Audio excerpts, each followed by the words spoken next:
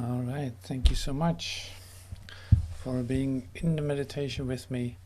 And you see, Joel is describing, in fact, the miracle. It's like we saw this later on in time, like in A Course in Miracles, it's being shared about the shift in the horizontal plane into the vertical. It's like from the body awareness to the spiritual awareness is where, say, the change occurs or the healing occurs. And you discover for yourself too, when you read and feel and say, let this prayer come to you, that it literally is not under your conscious control. It's not that you can turn a switch in which that occurs, but it is you opening up, stepping back, becoming quiet, becoming receptive in a state of receptivity, in a state of letting go of all the engagement with your thoughts and stopping for a moment the, say, internal conversation that you might have, just to allow space for something else in your consciousness. So that's in fact the only thing in a sense that you can do.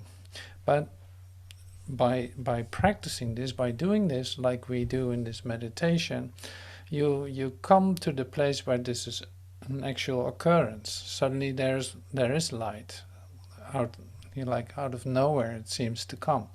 Like suddenly there is something that touches you, something that shifts something in you. And so the fact that something is occurring, say, makes it that you start to trust this. Like it grows the certainty in you that this is so, that it actually is something happening. Like there is such thing as communication. And so that's a great discovery. Whether it's subtle, whether it's a split second, whether it's just like a little shift that you feel, that's great already. It's like it's wonderful. All that will do so much more than your efforts in trying to make it happen. So it's worth waiting for that, to be infinitely patient for that to occur, and seeing that suddenly it is there. And it was not by your doing, but it doesn't mean that it doesn't exist or that it cannot happen. So your certainty grows when you come into this practice, and that's really lovely. Lovely in the sense of that's what we practice here, and it brings you closer to the center of your being, of that what you are, and that's what this is about. So today there's two parts in this class, because we're entering now into the incorruptible body, and continue in the process of looking at the fundamental ideas that you hold in your mind about the body, because you will have to be like aware of what you are thinking in order to let go of ideas. And why is there so much emphasis on ideas, as I shared with objective reality that we were talking about the other day, or with say illumination or spiritual healing? Like, why is there so much emphasis on ideas? Well, because we're dealing here with your say mindset, with the way that you think, and that determines how you are experiencing yourself. So that's why this is so important. And to give you an example, you notice from your own humanhood, if you think that you're a human being living like isolated in your dream and that there's no way out, then you will not find a way out. Like, that is how that works. So your mind is, in that sense, all powerful. It can believe ideas even though they are not true. It can still manifest it in your consciousness as being something that is the truth for you, that is the reality of where you live in. So that's why we stand still so much with the very basic fundamental ideas of how do we actually think about this? Like, how do you think about this as a human being? And so in order to grow, to spiritually grow, I will have to let go of these ideas, but then what are the next steps? How can I find my way in this, knowing that I cannot think myself out of this? So that's why we practice the meditation, for instance. We practice the miracle, the thing that is not under conscious control, that you cannot understand, that you cannot perceive, but it happens. So that sounds all very systematic and sound and safe, right? So that's great. But the practice of it is different. The practice of it is you letting go of ideas about yourself. You actually start to feel that in your whole system. When you release, like we said in the meditation too, like it starts with the release of this physical idea.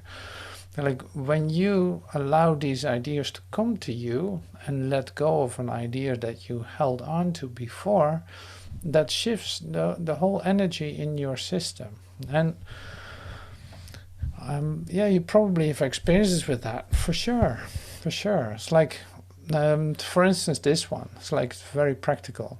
If you forgive someone, like even in your human ways of forgiving, that you think somebody did something to you, you have a conflict, and you take a moment to sit with one another, and suddenly the conflict disappears, and you give each other a hug, and it's like, oh my God, it wasn't worth holding on to this at all. Even that relief is something like, you feel that in your whole body system. Suddenly you're open, you can breathe again, like you feel so much better. And that's the same with, in fact, even on the human level, like there's a synchronicity in that sense, or there's a comparison possible. It's like falling in love with someone. So the first moment that you fall in love with someone, you feel like you're in heaven, like you're literally like, wow, out of this world, like this. And you discover that you fell in love with the most beautiful person in the whole universe. This is the first moment. And so the next day it might already look different, sure. But so, you know the feeling of it. It's like suddenly something opens up in you. You let go of your defenses. You're open-hearted. You connect by heart with someone, and it feels so good. You have no idea what happens to you. You know this feeling too. The same, of course, with the enjoyment of nature.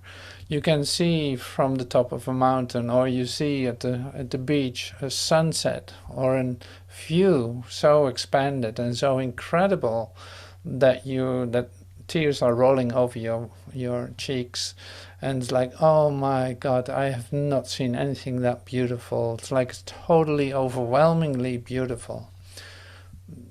That does something with your whole system, with your body, with your physicality, with your idea about yourself. Suddenly everything is a lot easier, seems like.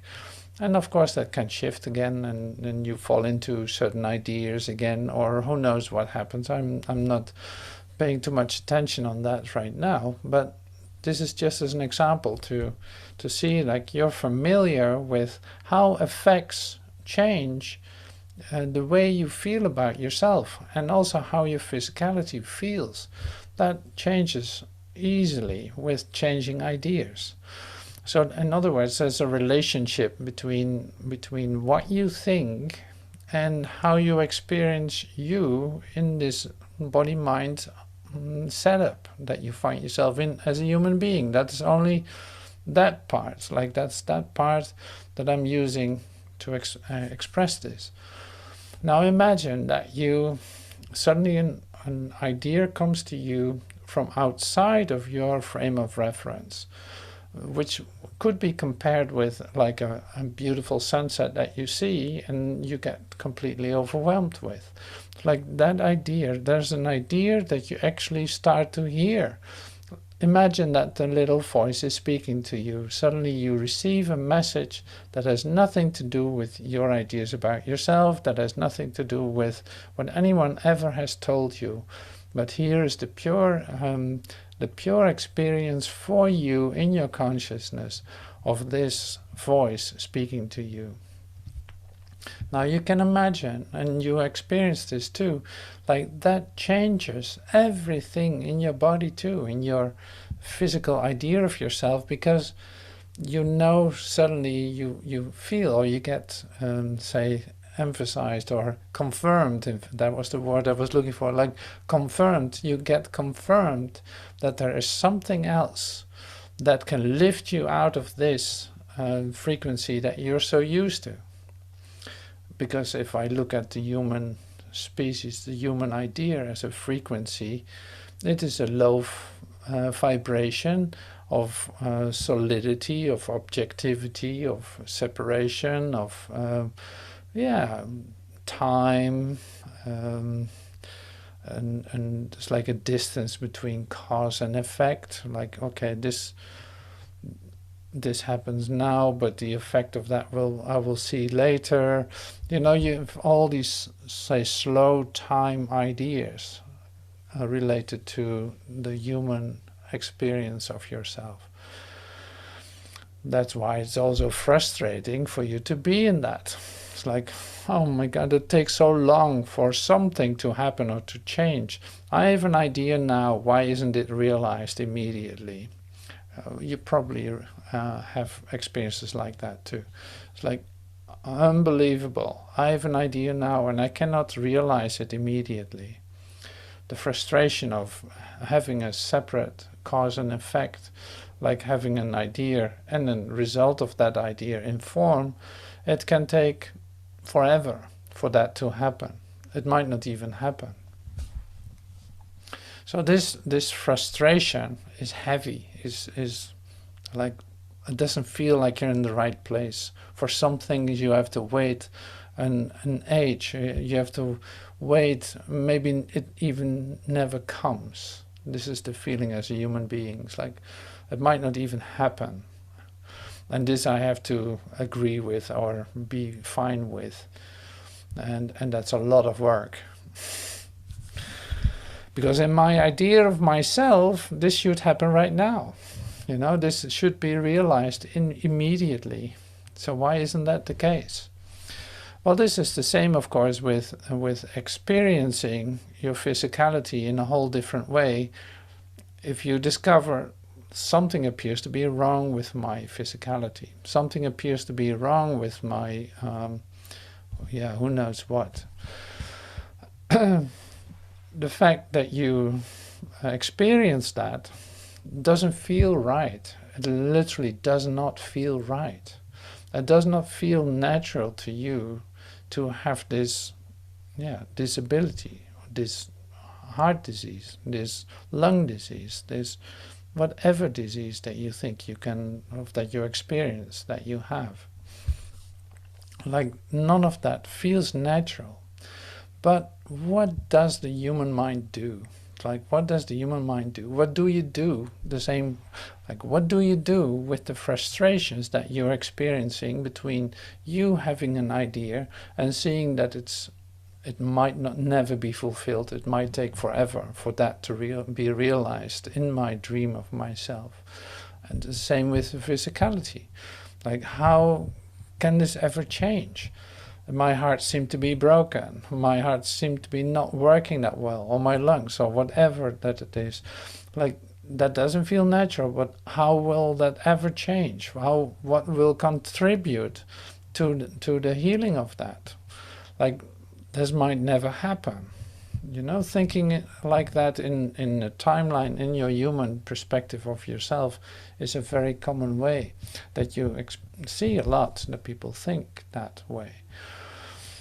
So the fact that what I try to express here is that your human mind has a great capacity, in fact, to accept it, to say, like, why I adjust myself to my situation.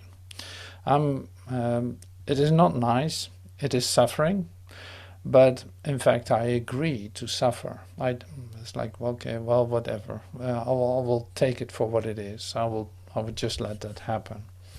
Like, this is what the human mind does all the time. No matter in what situation it is, it will always try to adapt itself in order to feel some sense of comfort, because that was one of the things it is always looking for safety and for comfort. Well, if my safety can be guaranteed within certain ranges and my comfort is within certain ranges, if the pain is too much, I'll get some more painkiller. If I do this, then I do that. Like, I got it kind of balanced out in a certain way. So this is not, say, out of the ordinary in a human way of dealing with your circumstances. So this is the place that you might be very familiar with, and that you think like, well, now I'm curious what the next step is, what I'm gonna hear. And I can imagine that. That's great.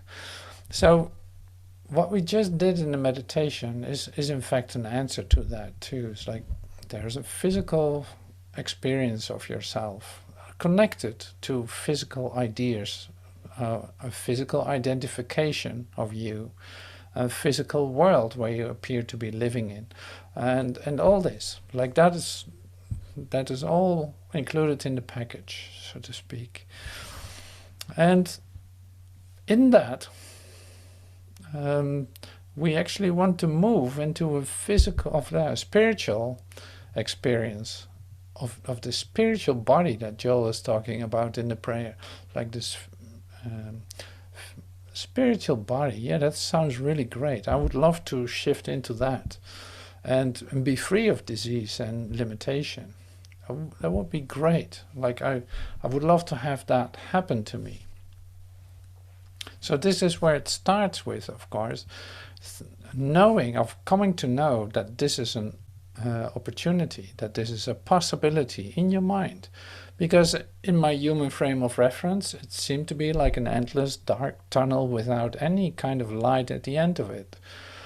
But here in this spiritual, you can see it in the background too, it's like a tunnel.